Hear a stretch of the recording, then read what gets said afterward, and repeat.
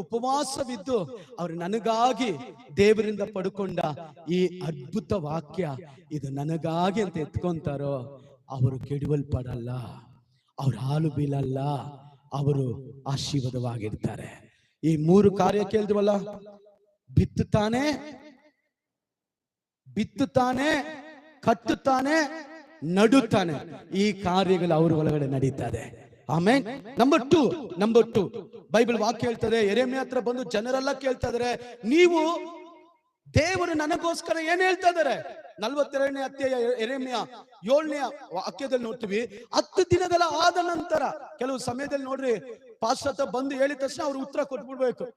ಇಲ್ಲ, ಕೆಲವು ಸಮಯದ ಪಾಸ್ಟರ್ ಹೇಳ್ತಾರೆ, ಸ್ವಲ್ಪ ತಾಳಪ್ಪ, ಸ್ವಲ್ಪ ಡೇಟ್ ಕೊಡೋವರೆಗೂ ತಾಡಿ, ಸ್ವಲ್ಪ ಕಾದಿರು, ನಾನು ದೇವರ ಬಳಿಗೆ ಕೇಳ್ತೀನಿ. ಒಂದೊಂದು ಸಾರಿ ದೇವರು ತಕ್ಷಣನೇ ನಮ್ಮ ಮಾತು ಕೊಟ್ಟು ಬಿಡ್ತಾರೆ.